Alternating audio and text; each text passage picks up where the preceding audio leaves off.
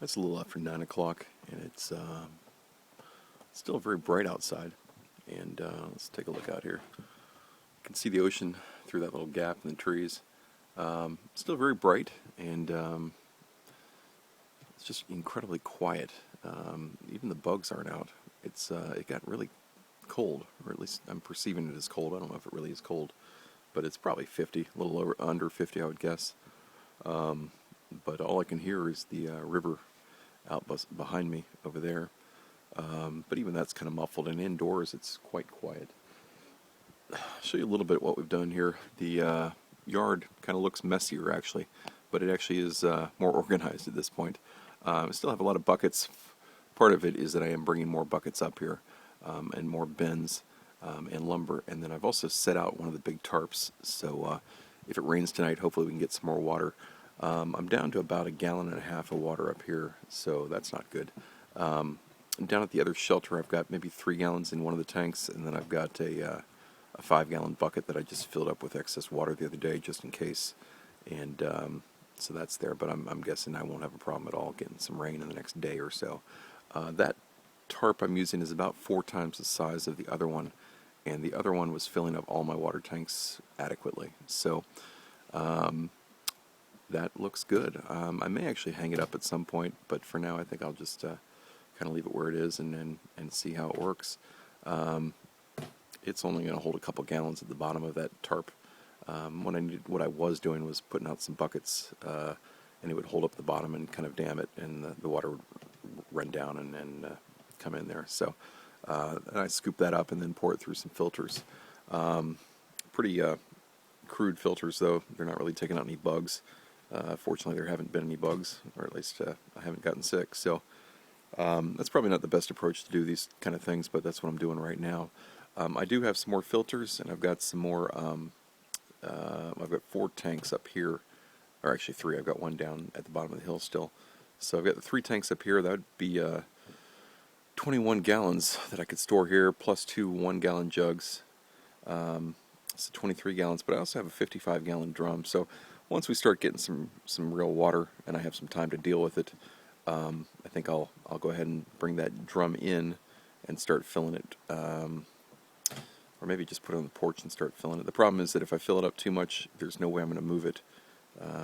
Water is about 8 pounds a gallon, so even if I put 20 gallons in there, that's a lot of weight, 160 pounds or so, and that's not something I want to roll around. I probably could move it, but if I damage it, then I'm in real trouble. One, if I break it and I'm in the house, then I'm dumping 55 gallons of water in my little cabin. That would be bad. The other option is that if I damage it outside, well, I'm destroying my water tank, so I don't want to do that either. Anyway, the bugs are coming out now. I guess they found me. But anyway, it's just a really quiet and nice night.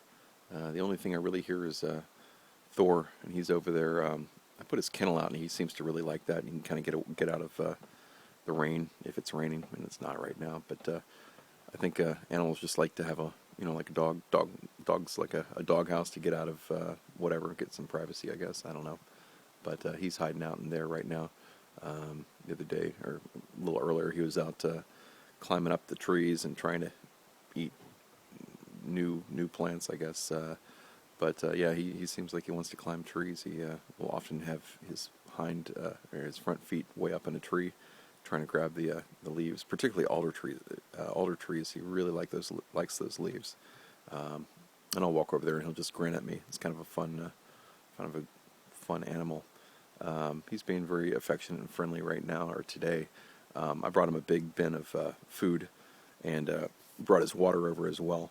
And he seems to know who feeds him, so he's I don't know if that's actual friendship and affection as much as it is Stockholm Syndrome, but either way, I'll take it.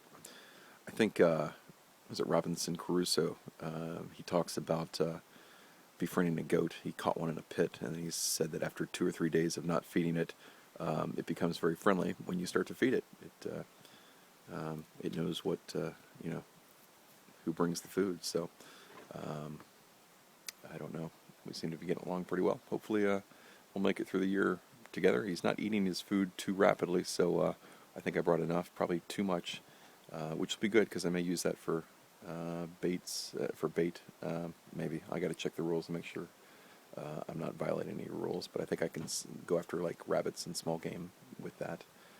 But that would be nice if I have some extra. So I guess that's about it for tonight. I'm not really tired, but I may just go to bed because I'm kind of bored and it's getting cold and the bugs are coming out. So maybe I'll get up early tomorrow and work. Well, maybe I won't. I'll do whatever I feel like. So that's kind of nice too. I haven't set my alarm since I got here, and I generally wake up about 8 o'clock, almost exactly. So sounds like Wilson's up. I better make sure she's not knocking anything over. So thanks.